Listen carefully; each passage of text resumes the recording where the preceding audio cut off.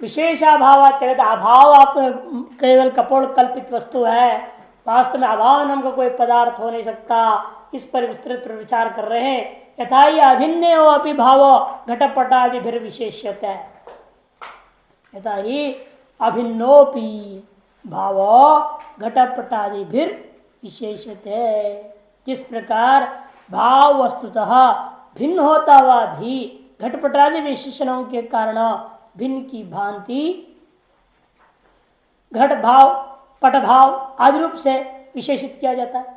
अभिन्नोपि भावत्व भाव ही है, यदि भी भाव तो भाव है, सब भाव है, लेकिन फिर भी क्या कर रहे हैं हम, उन अभिन्न होते हुए भी भावों को घट भाव पट भाव घटोस्ति पटोस्ति ऐसे अलग अलग विशेषणों से विशेषित कर देते हैं।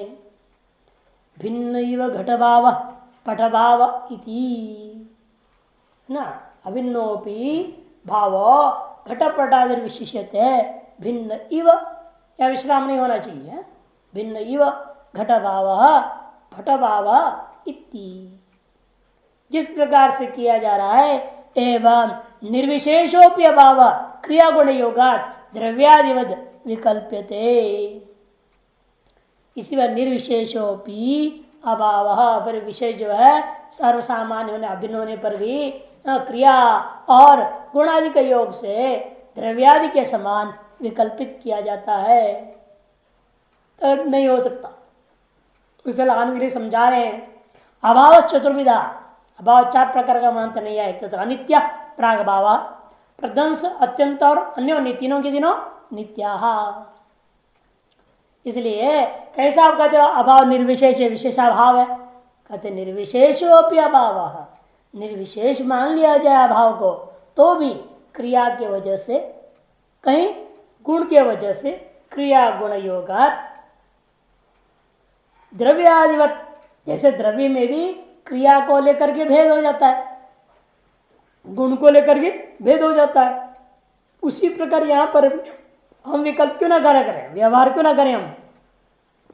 जैसे एको दो इति संख्यात गुण आरोपात द्रव्यवद अभावोपि विकल्पते व्यवहार्यते इति भावः।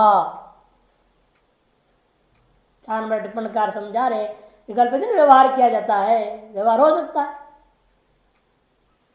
अंतिकार में समझा रहे था भाव प्रत्यय से एकाकारत्वात्, भाव इत्याकार जो ज्ञान है वो एक आकार वाला ही होता है, फिर एक ही भाव हो, एक ही भाव होता है, फिर भी यथा अवच्छेद भेदात भिन्न इव प्रकाशते। अवच्छेदक जो क्रिया है, गुण है, जाति है इत्यादि को लेकर के आप भाव में भी भेद कर देते हो। अवच्छेद की विशेषक है, वही विशेष पता कर रहा है। ठीक उसी प्रकार से निषेध प्रत्यय से, जिस प्रकार से भाव प्रत्यय एक आकार थी, अस्ति ये एक आकार है, ऐसे में नास्ति नास्ति नास्ति घटो नास्ति पटो नास्ति मठो नास्ति घटोस्ति पटोस्ति मठोस्ति नास्ति अस्ति अस्ति भाव एक था, उस घटो नास्ति पटो इत्यादि में भी नास्ति नास्ति नास्ति एक आकार है। तो निषेध प्रत्यय से एकाकारत्वाद एक एव अभाव अवच्छेद भेदात भिन्न इव प्रकाशते। अवच्छेद भेद से भिन्न के समान हम क्यों न प्रकाशित करें, क्योंकि जायते नश्यति जित क्रिया योगा कि घटा भाव जायते घटा भाव नश्यति, और हो सकता है ना।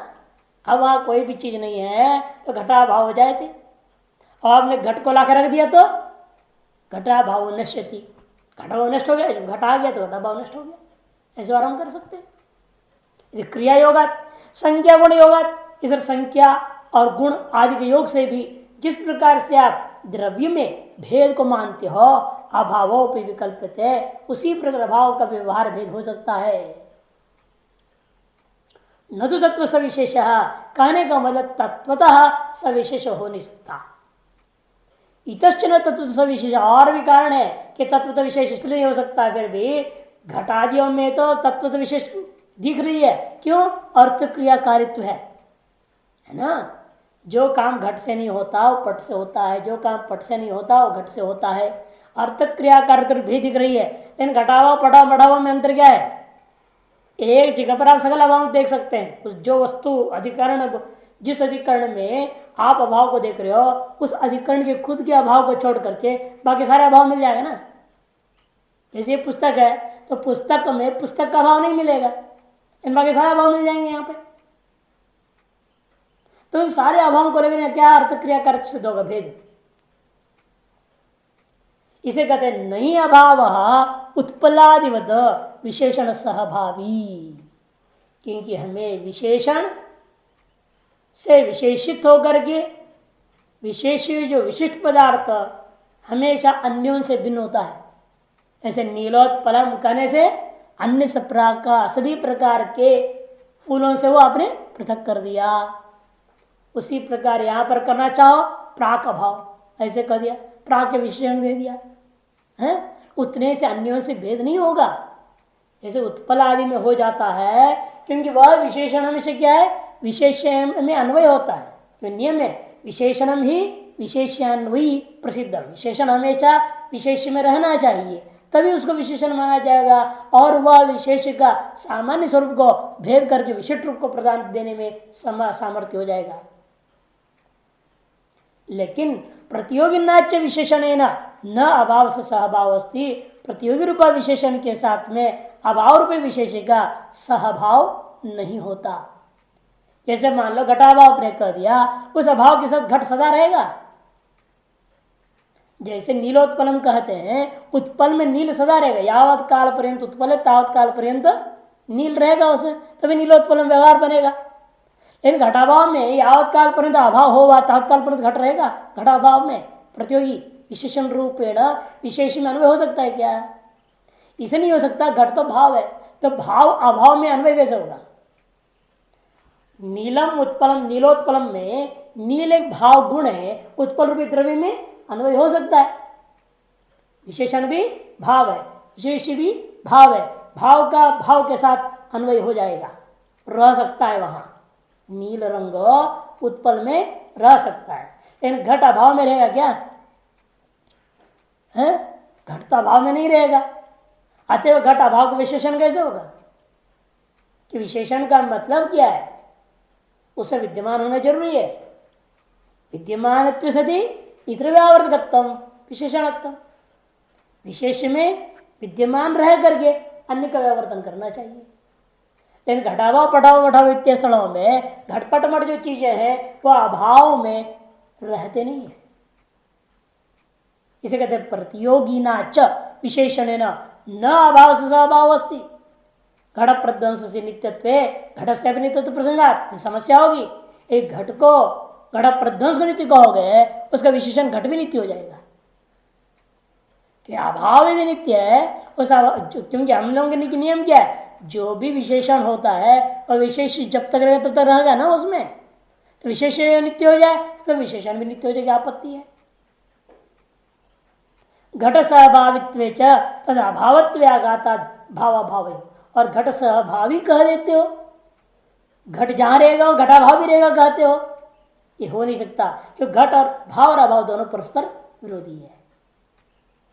घट सहभावित्व तद अभावत्व आघाता भावाभाव हो स अनवस्थान रूप विरोध अभिगमात, भाव और अभावों का एक साथ एक अधिकरण अवस्थित होना रूपी विरोध सभी मत में स्वीकार किया हुआ है। इसे प्रतियोगी विशेषों को लेकर के अभाव में सविशेषता भी आप नहीं सिद्ध कर सकते हैं। इसे प्रतियोगी विशेषात अभाव सविशेष कार्यत्वाय धर्मवान इति विभ्रम मात्र, केवल न्यायिकादियों का भ्रांति मात्र हो सकता है और वास्तव में संभव ही नहीं है। इसे प्रध्वंस भाव को दृष्टांत बना करके आप जो सिद्ध करना चाहते थे, नित्य है ना, वो जैसा उत्पन्न होता हुआ नित्य है, उसी प्रकार मोक्ष उत्पन्न होता हुआ नित्य हो सकता है। ऐसे ही दृष्टांत ने जो समझाने की कोशिश की थी मीमांसक न्यायिक आदि, उनका खंडन हो गया। इसके नहीं अभाव उत्पल्लादिवद विशेषण सहभावी, यहां तक उस पक्ष का खंडन हो गया। क्यों? विशेषणवत्व भाव एवं, क्योंकि विशेषणवत्व हो फिर तो भाव ही होगा, अभाव नहीं हो सकता। कि जो भी विशेषण वाला होता है वह भाव ही होता है, अभाव नहीं हो सकता।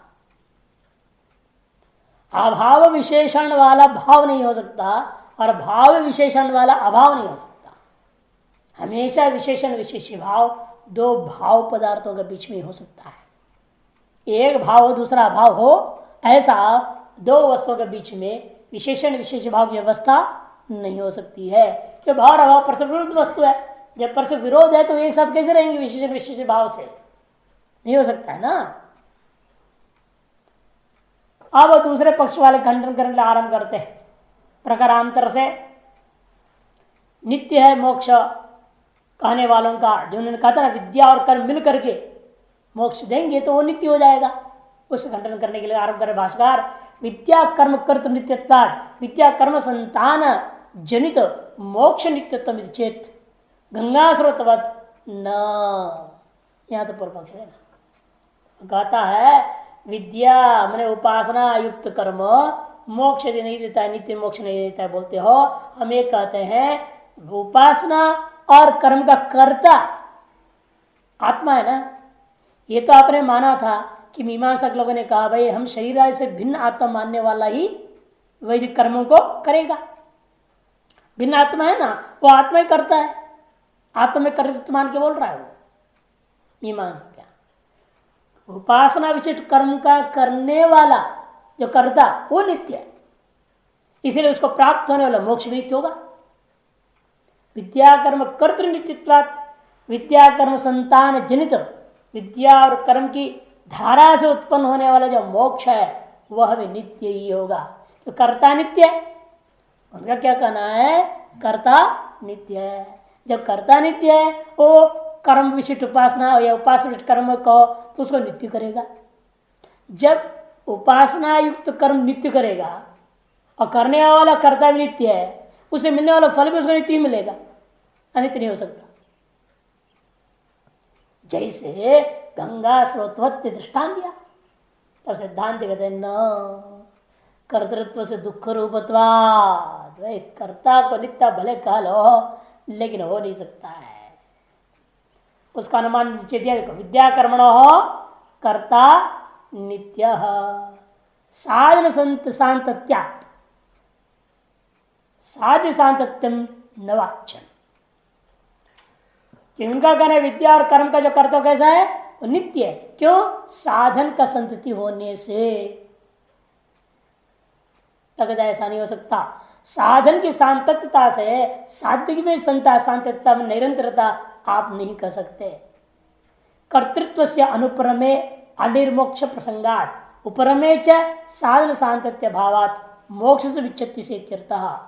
क्योंकि कर्तृत्व जो है ना दुख रूप है और इसलिए उसको दूर करना हर व्यक्ति चाह रहा है। ये झंझट से हम कब मुक्ति पाएंगे? कर्तृत्व से, भोक्तृत्व से, ये आदमी सोच रहा है। और आपने कहा कर्ता नित्य से मोक्ष नित्य है, लेकिन कर्तृत्व जिस दिन आप छोड़ दोगे उस दिन फिर क्या होगा? मोक्ष भी ऐसा अलग हो जाएगा। कर्तृत्व से अनुपरमे, कर्तृत्व का यदि उपरम न हो अनिर्मोक्ष प्रसंगाद मोक्ष हो ही नहीं सकेगा, क्योंकि कर्तृत्व दुख रूप है और उसको उपरम यदि नहीं करोगे तो दुख निरंतर रहेगा, तो मोक्ष कहां से मिलेगा? उपरमेच और कोई कर्तृत्व अनित्य है, फिर तो साधन सांतत्य भावात, फिर तो साधन की संतति नहीं रहा तो मोक्ष का विच्छेद हो जाएगा। यस्मात् निश्रेषम ब्रह्मज्ञान बिना दुष्प्रापम तस्मात् संभारा। इसलिए जो निश्रेष ब्रह्म ज्ञान के बिना प्राप्त होना संभव नहीं है। अतः निष्कर्ष दे रहे हैं कर्तृत्व प्रमेय मोक्ष विच्छेदात। भाष्यकार कहते हैं न कर्तृत्व से न, क्यों? क्योंकि कर्तृत्व से दुख रूपत्वात्, और कर्तृत्व का उपरम हो जाएगा तो आपके मतानुसार मोक्ष का विच्छेद हो जाएगा। और कर्तृत्व की जब तक उपरम नहीं होगा तब तक दुख मिलते रहेगा, दुख मिलते रहेगा तो मोक्ष कहां? कि कर्तृत्व ही हमारे वेदांत मत दृष्टिया दुख रूप है। इसे निरंतर कर्म करना मतलब निरंतर दुख को झेलते रहना। अतः निरंतर कर्म करने से बाद में निरंतर मोक्ष मिलेगा यह कहना तुम्हारा संभव ही नहीं है।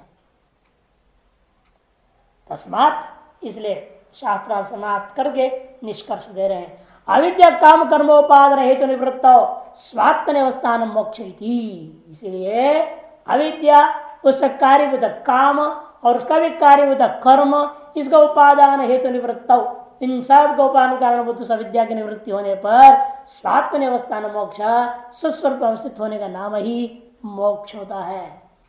और वह मोक्ष से, और ये कब संभव है लेकिन अविद्या की निवृत्ति? ब्रह्म विद्या की प्राप्ति सही समय से पहले नहीं होगा।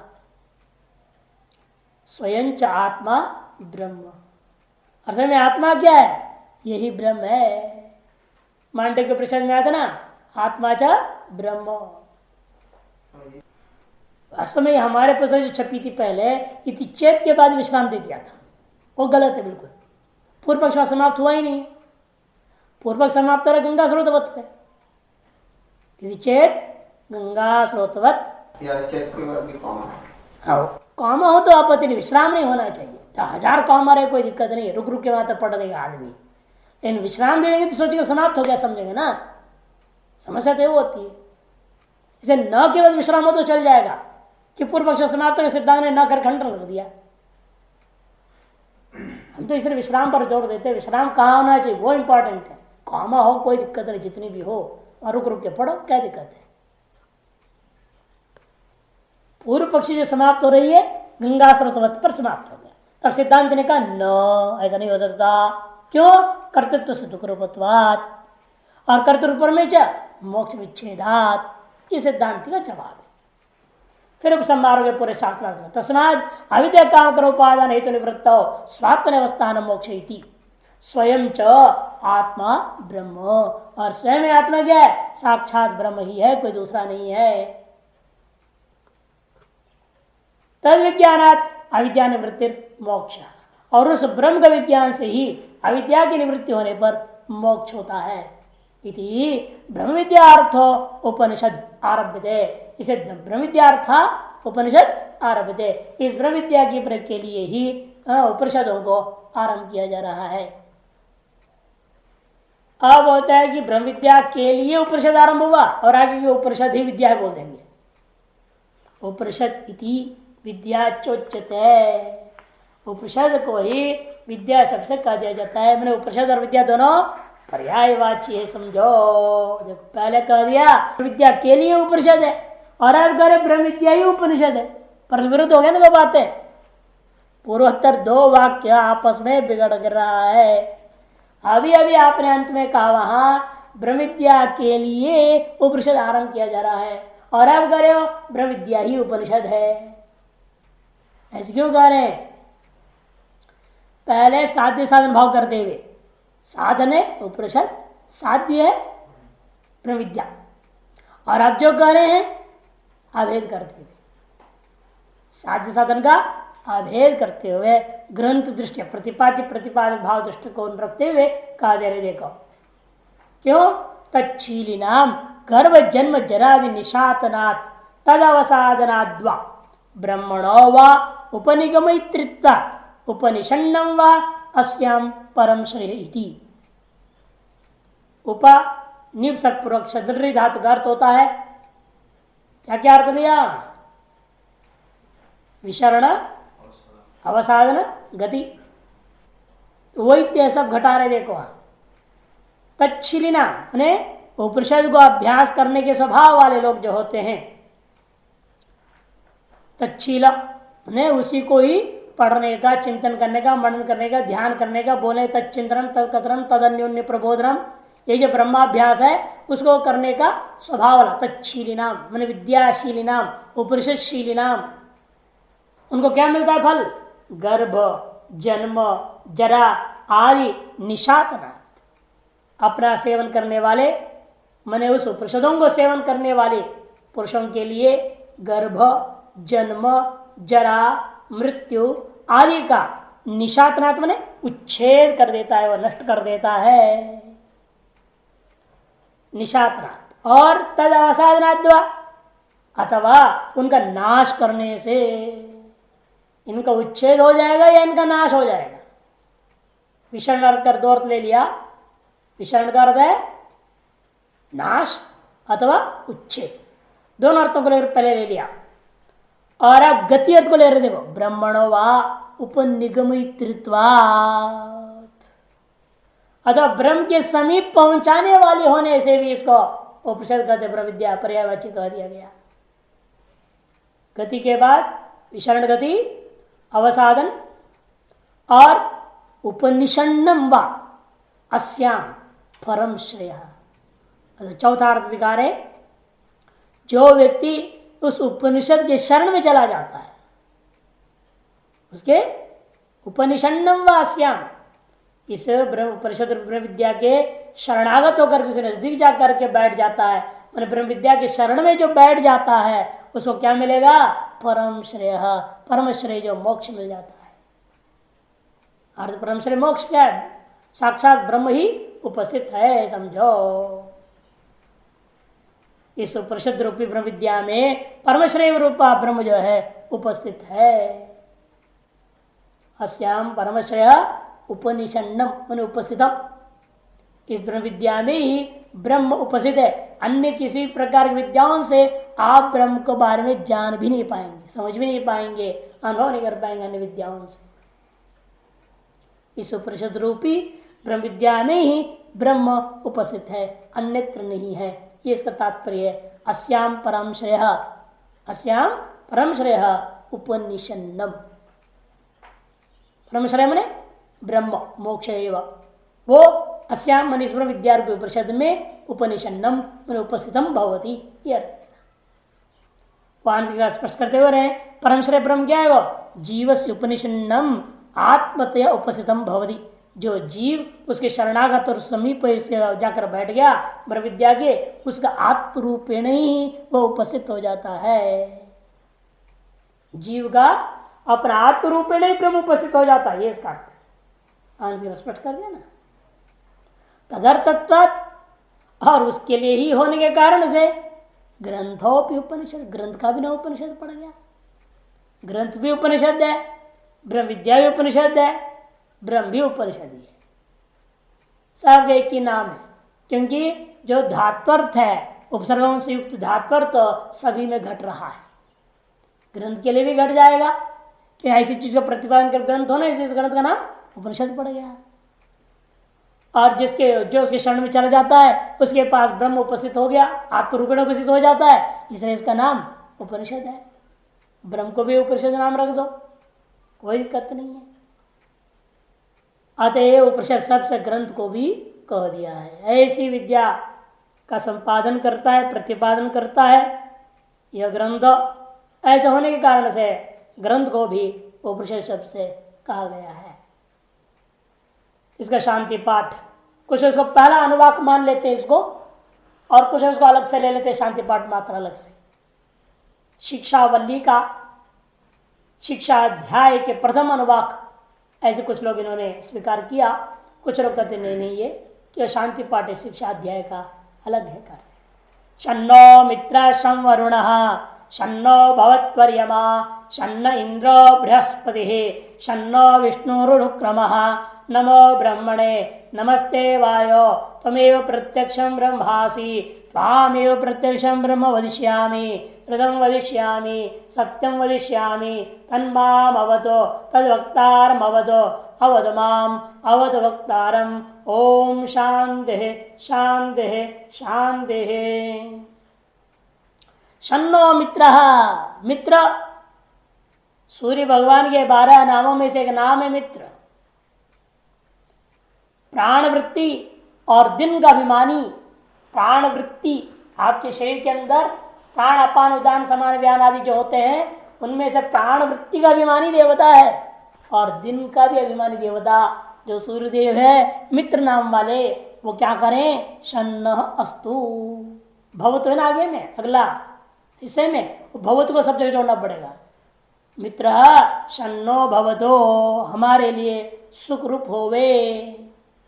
वरुण शन्नो भवतो, जो वरुण देवता है अपान वृत्ति का और रात्रि का अभिमानी देवता वरुण देवता है, वह वरुण देवता हमारे लिए सुख प्रदायक होवे।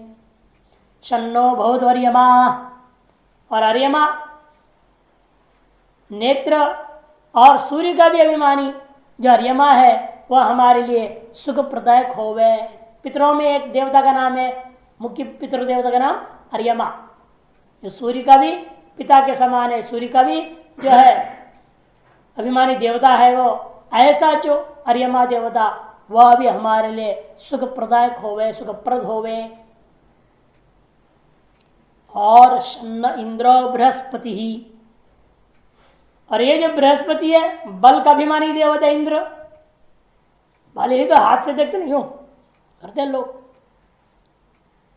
एक दूसरे के हाथ में पंचा पकड़ के गिरा देखते ताकत की तरह। इसे हाथ का अभिमानी देवता इंद्र है। सभी के हाथ को अभिमान करने वाला इंद्र है।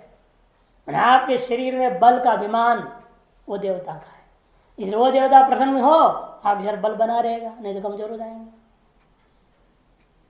बल का अभिमानी देवता इंद्र है, वह भी क्या हमारे लिए सुखप्रद होवे। और शन्न विष्णु उरुक्रम, नहीं शन्न इंद्रो हो गया, फिर शन्न बृहस्पति, बृहस्पति भी अलग है ना वहां, शन्न इंद्रो बृहस्पति ही। बृहस्पति कौन है? बुद्धि का अभिमानी देवता है बृहस्पति, वह भी हमारे लिए सुखावह होवे। शन्नो विष्णु उरुक्रम, और विस्तृत पाद को फैलाने वाले उरुक्रम भगवान। उरुक्रम, उरु मने विस्तृत, फैल करके पैर लगा दिया, 3 पग से पूरा ब्रह्मांड को नाप लिया। ऐसे पग फैलाने वाले वह विष्णु भगवान विष्णु देवता वो क्या होवे? हमारे लिए सुख प्रदान करने वाले होवे। शन्नो विष्णु उरुक्रम नमो ब्रह्मणे, और समस्त कर्मों का फल वायु के अधीन होने से वह वायु, नमस्ते वायु, नमो ब्रह्मणे, नमस्ते वायु, और वायु ही ब्रह्म शब्द से कहा जा रहा है। हे वायु, आप जो है ना कहाँ रहते हैं? समस्त कर्मों का फल देने वाले होकर ऐसा विशिष्ट अभिमान रखने वाले वायु देवता के अधीन होने से वह ब्रह्म रूपी जो वायु, ऐसा आप लेना, ब्रह्म रूपी जो वायु, उसको हमारा नमस्कार होवे। त्वमेव प्रत्यक्षम ब्रह्मासि, हे वायु तुम्हें ही नमस्कार है, आप ही ब्रह्म है, आप ब्रह्म रूपी, आपके लिए हमारा नमस्कार है कि तुम ही प्रत्यक्ष ब्रह्म रूप हो, आप ही तुम प्रत्यक्ष ब्रह्म रूप हो, और आप ही त्वामेव, देखो पहले त्वमेव फिर त्वामेव भी है, आप ही प्रत्यक्ष ब्रह्म रूप है ही, और त्वामेव प्रत्यक्षम ब्रह्म वदिष्यामि, इसलिए आप ही को मैं सदा प्रत्यक्ष ब्रह्म कहूंगा। हेतु हेतु भाव, जिसलिए आप प्रत्यक्ष ब्रह्म हैं, इसलिए मैं आपको ही सदा प्रत्यक्ष ब्रह्म कहा करूंगा। तुम्ही को ऋतम वदिष्यामि, त्वमेव ऋतम वदिष्यामि, त्वमेव सत्यम वदिष्यामि, त्वमेव को जोड़ लेंगे यहाँ पर। आप ही को हम क्या करेंगे? ऋत कहेंगे, आप ही को हम सत्य कहेंगे। ऋत का मतलब क्या? हाँ, शास्त्र एवं स्वकर्तव्यानुसारेण निश्चित पदार्थों को ऋत कहते हैं, और सत्य क्या? शरीर वाणी आदि संपादन किए जाने वाले समस्त कार्य को सत्य शब्द से कहे। यहाँ पर कर्म को लेकर के सब बात है, कर्म का, क्योंकि अब करने जा रहे हैं। अब क्या ज्ञानाधिकारी होने के लिए हमें क्या कर्म करना है, क्या उपासना करनी है, कैसे हर चीज को उच्चारण आदि करनी है, वो बताने जा रहे हैं। तन्माम अवदो, अतः आप मुझ विद्यार्थी को विद्या प्रदान करते हुए हमारी रक्षा करें। तद वक्तारम अवदो, और जो हमारे वक्ता हैं, जो मुझे विद्या प्रदान करने वाले आचार्य, उनको भी वक्तृत्व सामर्थ्य प्रदान करके उनकी भी आप रक्षा करें, ताकि उनकी वक्तृत्व कुंठित ना हो और खुलम खुला खुल करके खूब वो बोल सके। ऐसा उनको सामर्थ्य बल प्रदान देना, ताकि वो बोले और हम सुने और विद्या को प्राप्त कर सकें। इस प्रकार से दोनों की आप रक्षा करें। अवतमाम अवध वक्तारम, मेरी रक्षा करें और वक्ता की रक्षा करें। शांति शांति शांति 3 बार जो कही जाती, त्रिविध ताप की शांति है। आदि भौतिक, आदि दैविक और आध्यात्मिक 3 प्रकार के ताप हुआ करते हैं। तापत्रय, इसे कहते हैं हम लोग तापत्रय है। पहला ताप आध्यात्मिक, अपने शरीर से मिलने वाला, बुखार, सिर दर्द, पेट दर्द, गैस वगैरह हो जाते दुनिया भर की। कभी सिर दर्द है, कभी पीठ में दर्द है, कभी जो छाती में दर्द है, कभी कहाँ दर्द है, कभी कहाँ दर्द है। ये सब आध्यात्मिक ताप है। और आदि भौतिक, आंधी तूफान, धूप धाप हो रहा है दुनिया भर चीजें, बारिश, कहीं कुछ हो गया, जा रहे हैं, पेट टूट के गिर गया, बस पर ही गिर गया, जिसमें आप बैठे हुए आपके खोपड़े पर गिर गया, तो आदि भौतिकता है। और आगे दैविक तो पता नहीं चल पाता है, अनेक प्रकार से आ जाते हैं, भूत प्रेत ग्रह ऐसा अनेक प्रकार के हैं। जो किस प्रकार से देवता आपको कष्ट देगा, कौन सा देवता देगा, किस प्रकार से देगा, कोई नहीं जान पाता है। बहुत सब बिगड़ने के बाद जब बहुत परेशान होकर पड़ जाता है तब पता चलता है इतना विघ्न था। विघ्न काल में विघ्न होश नहीं रहता आदमी को, विघ्न आने से पूर्व काल में भी होश नहीं होता है कि नहीं। विघ्न का फल जब भुगत लेता है तब पता लगता हो, तब होश आता है कि क्या कर दिए, सब गड़बड़ गड़बड़े होते रहा, बाद में पता चलता है। यही समस्या होती है आदमी के सामने। ऐसा न होवे इसलिए त्रिविताप के लिए शांति मांग रहे। अच्छा, भाष्यम शम मने सुखम, शम मने सुखम, प्राणवृत्ति है अन्नश्च अभिमानी देवता, देवतात्मा, प्राणवृत्ति और दिन की अभिमानी देवतात्मा है वो। क्या नाम है उसका, देवता का नाम मित्र। न हमने अस्माकम सुखम भवतु, वह मित्र देवता हमसे नाराज ना हो, वो हमको सुख प्रदान करते रहे, हमेशा हमारे अनुकूल बना रहे हैं, इसलिए हम लोगों को रोज रोज को याद करना पड़ता है, नमस्कार करना पड़ता है। मैत्रा वरुण देवता ही है यागों में, वो सुप्रसिद्ध देवता है। मित्र और वरुण दोनों को मिलाकर के आहुति दी जाती है कि प्राण और अपान वृत्ति दोनों साथ चलते हैं ना। अपान वृत्ति बिगड़ जाए तो प्राण बिगड़ गए, प्राण बिगड़ा तो अपान बिगड़ गए, दोनों बिगड़ जाते हैं और एक दूसरे के विरुद्ध में ना। अपान वृत्ति शरीर को नीचे खींच रहा है, प्राण वृत्ति ऊपर की ओर, दोनों यूं आप, तभी शरीर टिका हुआ है। तथैव अपान वृत्ति रात्रि शरीर देवतात्मा वरुणा, ठीक उसी प्रकार से अपान वृत्ति का और रात्रि का अभिमानी देवता जो कौन है वो आत्मा, देवतात्मा वरुण देवता, वह वरुण देवता भी हमारे लिए सुख प्रदायक ही होवे। चक्षुषी आदित्य च अभिमानी अर्यमा, चक्षु और सूर्य इन दोनों का अभिमानी देवता अर्यमा, वह भी हमें सुख प्रदान करें। बल मन इंद्र, मन बल का अभिमानी देवता इंद्र है। वाची बुद्धौ च बृहस्पति, वाक इंद्रिय और बुद्धि इन दोनों का अभिमानी देवता बृहस्पति, वह हमारे सुख कारक होवे। विष्णु उरुक्रमो विस्तीर्ण क्रम पादयो अभिमानी, पैरों का अभिमानी कौन है, विष्णु भगवान, जिसका विस्तीर्ण क्रम था, पग भी उनका विशाल पग फैलाया उन्होंने, तीनों लोगों को घेर लिए बलि से दान मांग करके। 3 पग जमीन चाहिए बोले और 3 पग में तीनों लोगों को नाप गए। ऐसा जो महान पग वाले होने से वो पग के अभिमानी देवता है, आपके पैरों के अभिमानी देवता है विष्णु भगवान, वह हमारे लिए सुख प्रदायक हो गए। गुरु मने बहु, ह्रस्व का उरु होता है जो, उसका अर्थ है बहुत्तम, विशालम, बहुत विशाल पैर फैलाया, उरु क्रम।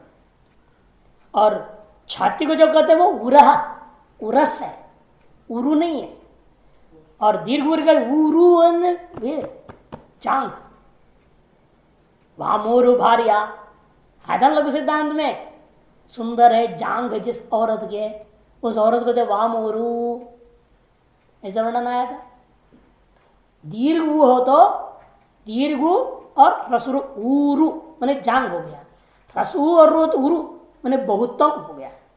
और छाती का तो उरह है, उरु नहीं है, उरह, उरह उरसी, व्यूढ़ोरस का व्यूढ़ो उरो उरह, यस सा व्यूढ़ोरस का विशाल है छाती जिस व्यक्ति का, उसका व्यूढ़ोरस करके आया था समास, तो उसे दान कहूंगी। और विष्णु उरुक्रम विस्तीर्ण क्रम पादे और विमानी एवं अध्यात्म देवता, सब अध्यात्म के देवता हुए, शरीर के विभिन्न अंगों के देवता, ये सब देवता हमें सुख प्रदान करते रहे ताकि हम ढंग से पढ़ाई लिखाई करते कोई परेशानी ना आवे बीच में, यानी ये सारे अंग ठीक ठाक रहेंगे, पैर ठीक होना चाहिए, हाथ ठीक होना चाहिए, बुद्धि ठीक हो, वाणी ठीक हो, है नहीं, प्राण और अपान वायु ठीक हो। अब दस्त लग गया, अपान वायु बिगड़ के दस्त लग जाएगा, प्राण बिगड़ गया, छाती में की बीमारी हो जाएंगी, खांसी वासी दुनिया हो जाएंगे।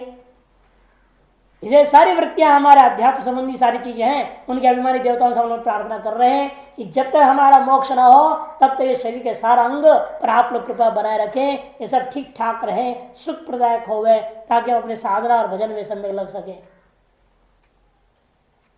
शन्नो भवती सर्वत्रानुषंगा, शन्नो भवतु को सभी के साथ जोड़ लेना है तो ठीक है, ना हो तो जोड़ लेना।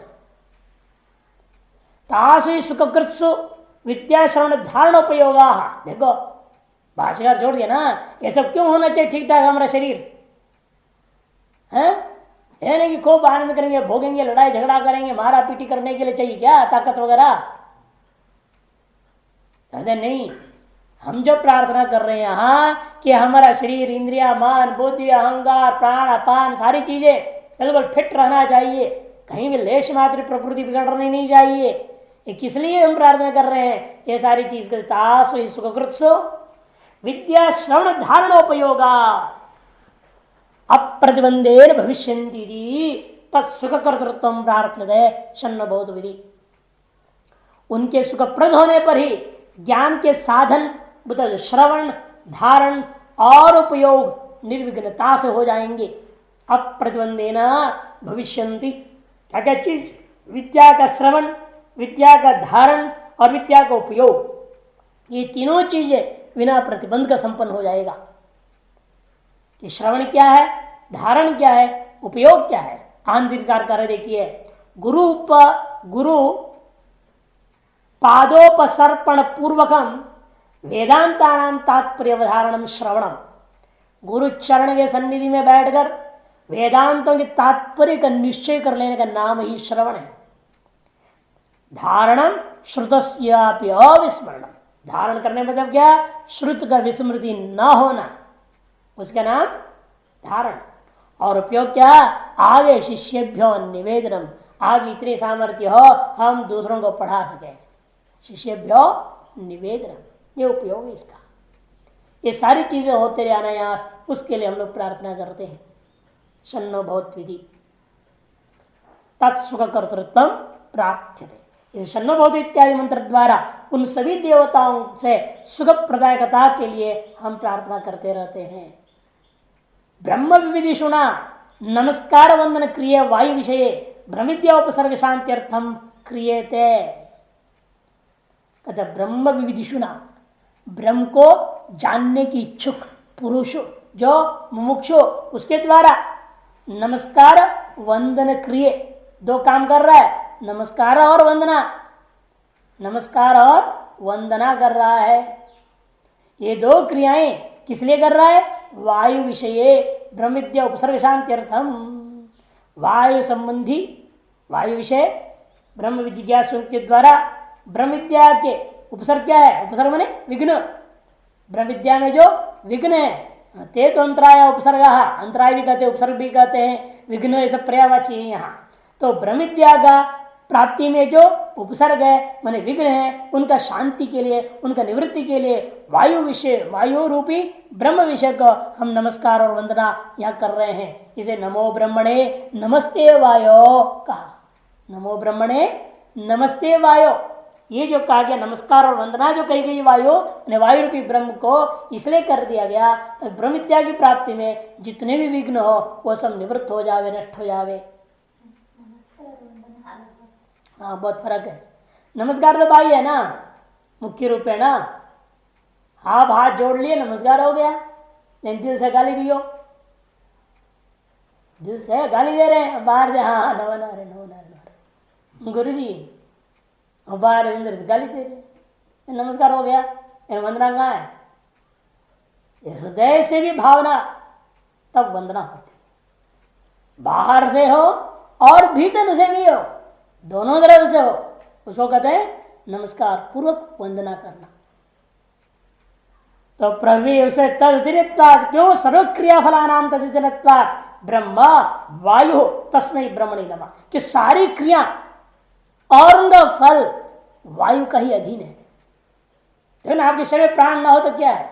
न क्रिया कर सकते हो, न क्रिया का फल प्राप्त कर सकते हो।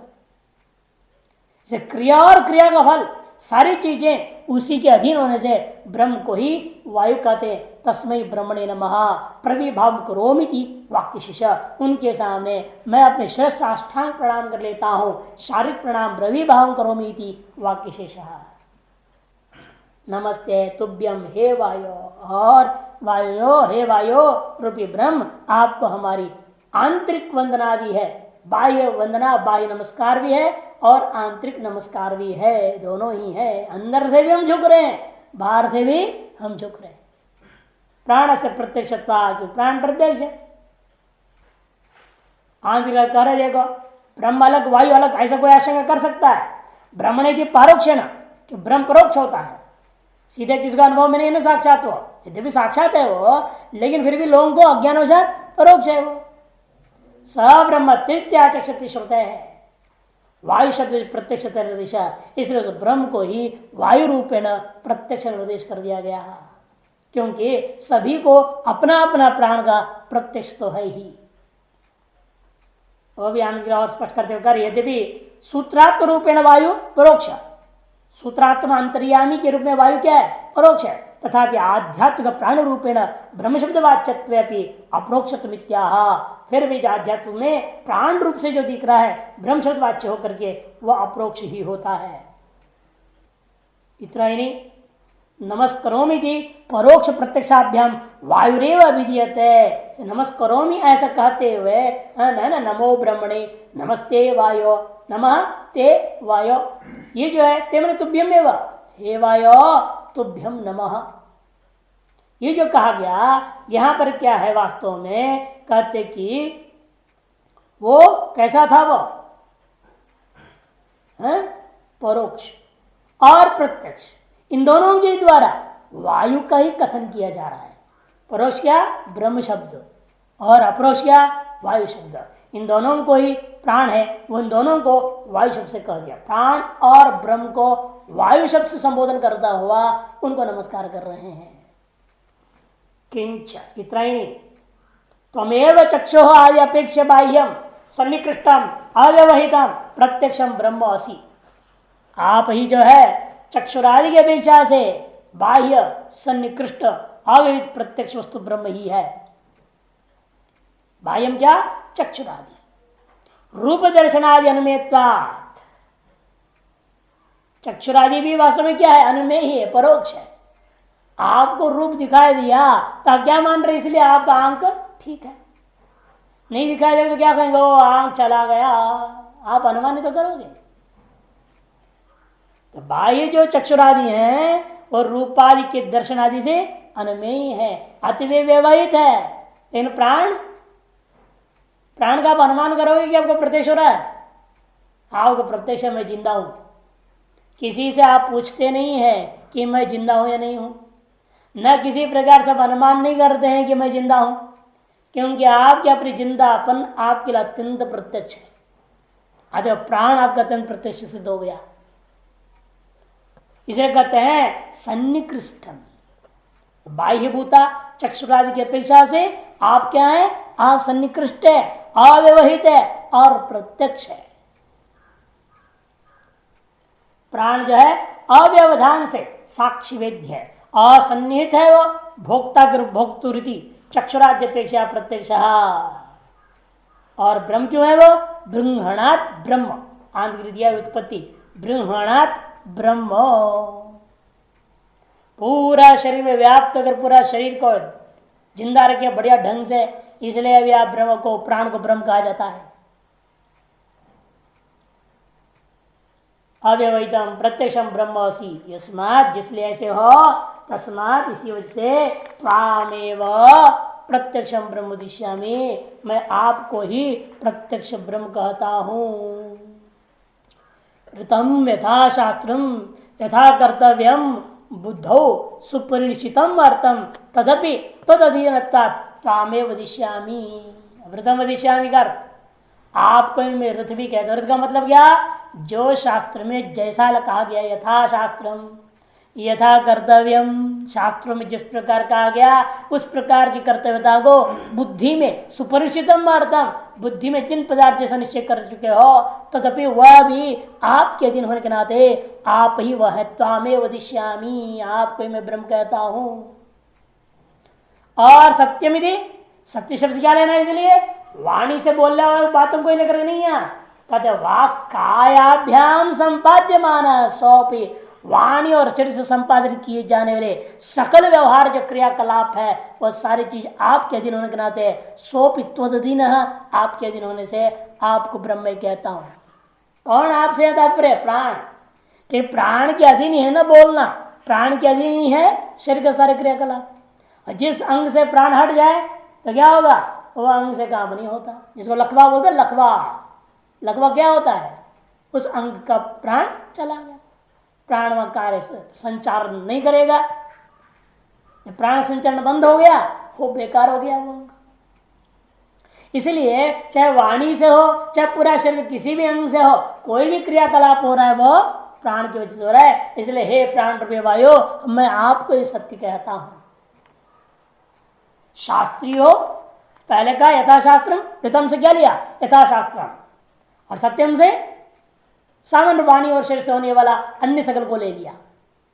इसे ऋतम शास्त्रीय सकल क्रियाकलाप कर्मों को ले लेना, और सत्यम अशास्त्रीय सकल क्रियाकलापों को लेना। जिस शरीर वाणी से हो रहा है वो सारे के सारे आपके अधीन है, प्राण के अधीन है। इसलिए हे प्राण, हम आपको ही ब्रह्म समझते हैं, आपको ब्रह्म कहते हैं। तो अधीन एव संपाद्य, सोपी, आप वह भी आपके अधीन ही होकर संपादन किया जाता है। यदि त्वामेव सत्यम वदिष्यामि, इसलिए हम आपको ही सत्य ब्रह्म भी कहते हैं। तत्सर्वात्मकम वायुवाक्यम ब्रह्म, इस प्रकार से आप सर्वात्मक हैं, वायु नाम से कहे जाने वाले ब्रह्म है। मया एवं सुतन सन, मेरे द्वारा इस प्रकार स्तुति किए जाने पर मां विद्यार्थिनम अवतु विद्या संयोजन, मुझ विद्यार्थी को आप कृपया रक्षा करने की चेष्टा करें, रक्षा करें। कैसे, विद्या संयोजन, विद्या के साथ हमारा संयोजन करके, संबंध करके हमारी रक्षा करें। क्योंकि प्राण ही द्वार है, ब्रह्म प्राप्ति के लिए प्राण ही द्वार है वास्तव में। कि जो भी साधन करोगे, भजन करोगे, श्रवण कर रहे हैं आप उपनिषदों का, ऐसे प्राण चाहिए ना, प्राण क्यों ना कैसे श्रवण करोगे। प्राण कमजोर पड़ जाए, बीमार हो गए, खाटे पड़े रहोगे तो कहां से सुनाई देगा। तो गुरु के पास बैठ के कैसे सुन पाएंगे आप। इसलिए सारे चीजों के लिए प्राण ही मुख्य चीज है, कारण है। प्राण नहीं है तो आदमी नहीं है ना, खत्म, मर गया।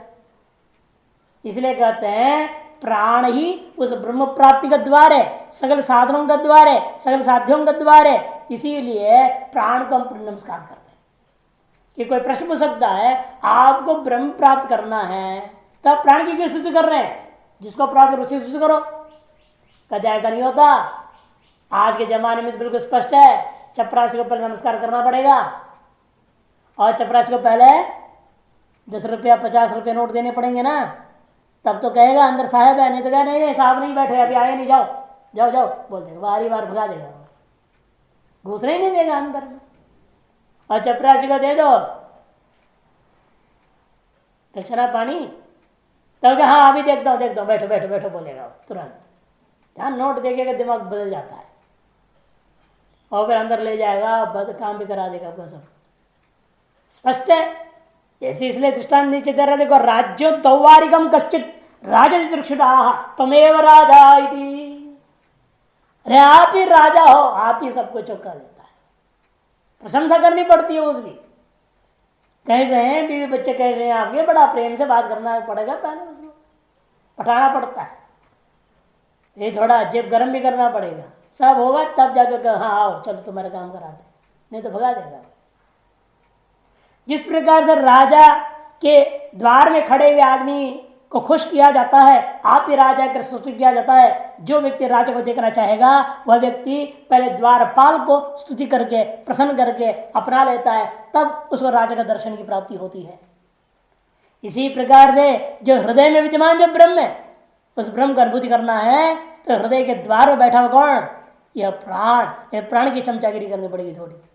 प्राण की स्तुति करो, प्राण का पोषण करो, स्थान के प्राण की पूजा करोगे, तब इसलिए प्राणायाम करो, तब मन का नियंत्रण में आएगा, अंतःकरण शुद्ध होगा। तब उस द्वारा ध्यान धारणा समाधि के माध्यम से आप हृदय में विद्यमान ब्रह्म को अनुभव कर सकते हैं। हादे से ब्रह्मण द्वारपम प्राणम हार्दम ब्रह्म दिदृक्षर मोक्षुर आहा, इसे मोक्षो वह ब्रह्म के दर्शन करने की इच्छुक होने से वह हार्द ब्रह्म का जो द्वार में विद्यमान जो प्राण है उस प्राण को इसलिए स्तुति करता है। इस सब प्राण की स्तुति शन्नो मित्र शवर्ण सारी चीजें एक तरह से प्राण की स्तुति किया जा रहा है, ऐसा समझो। तदेव ब्रह्म विद्या का संयोजन के माध्यम से आप मुझ विद्यार्थी की रक्षा करें, इतना ही नहीं, वही ब्रह्म वक्तारम आचार्यम वक्तृत्व सामर्थ्य संयोजन अवधो, वह ब्रह्म हमारे जो वक्ता आचार्य हैं उनमें वक्तृत्व सामर्थ्य को जोड़ करके मजबूत करके उनकी रक्षा करें। अवतमाम अवध वक्तारम यदि पुनर्वचनम आदरार्थम, दोबारा क्यों कहा अवतम अवध वक्तारम? पुनर्वचन जो है वो आदर करने, आदरता के प्रकट करने, उस प्राण के देवता के प्रति अपना आदर को प्रकट करने के लिए कहा गया। ओम शांति शांति शांति त्रिर्वचनम आध्यात्मिक आदि भौतिक आदि देविका नाम विद्या प्राप्ति उपसर्गा नाम प्रशमार्थम, विद्या की प्राप्ति में जो विघ्न है उपसर्ग है उनका प्रशमन करने के लिए ही 3 बार यह शांति शांति शब्द बोला जाता है। पहला आदि आत्मिक है, दूसरा आदि भौतिक है, तीसरा आदि दैविक है। ये 3 क्योंकि पहले आपको आपके कर्मों की वजह से अनेक प्रकार के विघ्न आ जाते हैं। ये जो बीमारियां आते हैं, कोई देवता थोड़ी बीमारी प्रकट करता है, आपके कर्मों से आपके अंदर बीमारियां आ जाती हैं। लेकिन आपने ऐसा पूजा पाठ ध्यान भजन करने लग गए तो आपकी सब कर्मों पाप कर्मों को नित्य कर्म आदि से क्षय कर लिया, गुरु सेवा से क्षय कर लिया, तो बीमार बिल्कुल नहीं पड़ रहे हैं। तो आदि भौतिक तंग करने शुरू करेगा, आपकी पढ़ाई में विघ्न डालने की कोशिश करेंगे आदि भौतिक तरीके से। इन आदि भौतिक विघ्न भी आप पार कर गए, उसको भी झेल रहे हैं आप, ठंड गर्म सब झेल लिए आप, लगे हुए हैं। तब देवता लोग देखेंगे अब तो इसको बिगाड़ने के लिए कोई इनको रास्ता ढूंढना पड़ेगा। ये तो सब पर विजय पाया जा रहा है, विजय पाया जा रहा है। तो वो ग्रह जो शनि राहु केतु ये सब आ जाएंगे इकट्ठे, कहेंगे चल इसके पीछे पढ़ो, इसको भगाओ यहाँ से, किसी तरह से इसके अंदर विघ्न ऐसा पैदा कर दो न पढ़ा सके न पढ़ सके, दोनों ही। पढ़ाने वालों का दिमाग खराब कर देगा, पढ़ने वाले का दिमाग खराब कर देगा, पढ़ाने वाले को बीमार कर देगा या पढ़ने वाले को बीमार कर देगा। देवता लोग ये नहीं विघ्न पैदा खड़ा कर वो आदि विश्रांत में। इसे आध्यात्मिक पहला, आदि भौतिक दूसरा, आदि दैविक तीसरा, ऐसे जो विद्या प्राप्ति के विघ्न है उन सबको प्रशमन करने के लिए 3 बार शांति कहा गया है। और शिक्षा अध्याय का कुछ लोगों के मत के अनुसार द्वितीय अनुवाक है अथवा मुख्य रूप में प्रथम अनुवाक माना जाता है शिक्षा अध्याय का। ओम शिक्षा व्याख्यास्यामः वर्णः स्वरः मात्रा बलम साम संतानः इत्युक्तः शिक्षाध्यायः। शिक्षा व्याख्यास्यामः, अब हम शिक्षा की व्याख्या करेंगे। वर्ण स्वर मात्रा बल साम संतान, ये 6 चीज को सही ढंग से जान करके पढ़ना चाहिए। इन 6 में से एक भी काम बिगड़ गया तो खुद का ही नाश कर लेंगे वेद पाठ करके भी। वह वेद पाठ व स्तोत्र पाठ शास्त्र पाठ सब पाठ सपाट हो जाता है। कब ये 6 चीजें ठीक ना हो तो। पहला वर्ण, अकारादि वर्णों का उच्चारण, अकोह विसर्जनीयानां कंठैचुषानां तालुरुषानां मूर्धा ऋतुलसानां दंताः, है ना, उपपद्मनीयानां ओष्ठौ, ये सब जो कहा गया है उन वर्णों का उसी स्थान से सम्यक उच्चारण करने का प्रयास करना चाहिए। उसी वर्ण, उस वर्ण का ठीक उस स्थान से उच्चारण करना चाहिए। वर्ण। दूसरा स्वर, स्वर क्या, उदात अनुदात स्वरित, ये स्वर होता है ना, उदात स्वरित अनुदात स्वरित, है ना, जो स्वरित भी प्रत्येक में अनेक भाई ह्रस्व स्वरित है, दीर्घ स्वरित है, प्रतस्वरित है ना। तो उदात अनुदात स्वरित इन स्वरों को समझ कर उच्च उदात नीचे अनुदात समारा स्वरित सूत्रों को पढ़ा आपने व्याकरण में। उन स्वरों का चिन्ह दिया रहता है वेद मंत्रों में, ऊपर डंडा के नीचे डंडा कहीं कुछ होता है ना, उनको देखकर ढंग से। दक्षिण भारत में तो ऐसा वेद पाठ कराना है ना, वो कंठ से उदात अनुदात स्वरित व्यवस्था करनी पड़ती है, चढ़ाना घटाना बढ़ाना ऐसा करना पड़ता है। यहाँ तो हाथ से चलाओ, जैसा भी बोलते रहो, रात चलाओ। उत्तर भारत में तो बड़ा आसान है, वाणी पर तंग नहीं है, हाथ को चला दिया, हो गया। स्वर, अब मात्रा, मात्रा ये जो बहुत ही कठिन काम है ये। एक मात्रा, दो मात्रा, तीन मात्रा, ह्रस्व दीर्घ प्लुत, है ना। ये लोग क्या करते हैं, अभ्यास होते होते इतना स्पीड करने लगते हैं ना तेजी से, तो मात्रा वात्रा गड़बड़ा जाता है सारा। क्योंकि मात्रा तो निश्चय कर दिया ना। क्या है मात्रा का लक्षण? एक मात्रा का लक्षण क्या है? कितनी समय का नाम एक मात्रा? हाँ, काले न यावता पाणी परियेति जान मंडले सा मात्रा कवि भी प्रोक्ता ह्रस्व दीर्घ प्लुते मता। जितने समय में आप हाथ गप सप करते करते पाठ पढ़ाते हुए जान कर नहीं, अपना प्रेम से मस्ती में जो है हाथ जांग पे चलाइए, घुटने पे। एक राउंड घुटने पे घूमने में जितना समय लगता है, कालेन यावता पानी, हाथ जितने समय में परियेति घूमता है जान मंडल है, उतनी समय का नाम एक मात्रा। निश्चय होगा ना इसका समय, तो आप तेजी से कैसे कर दोगे? उतने टाइम से घटाओगे फिर मात्रा बिगड़ गया। इसीलिए कोई भी मंत्र का जप शुरू में तो अभ्यास करने तक के लिए मात्राएं ज्यादा ही होती है। जैसे आप गीता पाठ शुरू में करेंगे, कितना घंटा लगता है पहली बार पाठ करने में? 4 घंटा लगेगा पूरा गीता पाठ करने।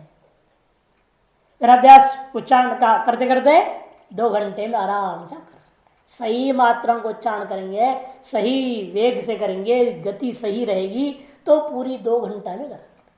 और 40 मिनट में पाठ करते हैं लोग गीता पाठ, उसमें तो मात्रा तो बिगड़ा जाएगी, कैसे पूरा होगा मात्रा? मात्रा बहुत जरूरी है। तीसरा बलम, चौथा है बलम। बलम क्या? प्रयत्न, आभ्यंतर प्रयत्न और बाह्य प्रयत्न। स्पृष्ट ईशद स्पृष्ट आया था ना, विवृत ईशद विवृत संवृत वेदात आभ्यंतर, बाह्य में संवार विवार नाद घोष वगैरह बताया था। प्रयत्न को बलम। और साम, सन वर्णों का मध्यम वृत्ति उच्चारण। वर्णों का उच्चारण में बहुत जोर से कभी बोल दिया, कभी एकदम धीरे से बोल दिया, थक गया है क्या करेगा, पहले चिल्ला दिया बाद में ठंडा पड़ गया, एक ढंग से चलनी चाहिए। तो साम। और संतान संहिता, संतति निरंतरता होनी चाहिए, तोड़ तोड़ के रुक रुक करके बोलना ठीक ठाक नहीं। जिस समय है ना अर्ध मात्रा से अधिक मात्रा का व्यवधान न होने का नाम संहिता, पर सन्निकर्ष संहिता, इस सूत्र में बताया था, उसका नाम संतान। बस 6 चीजों को ध्यान रखकर उच्चारण करना चाहिए, इसी का नाम शिक्षा है। इत्युक्त शिक्षा अध्याय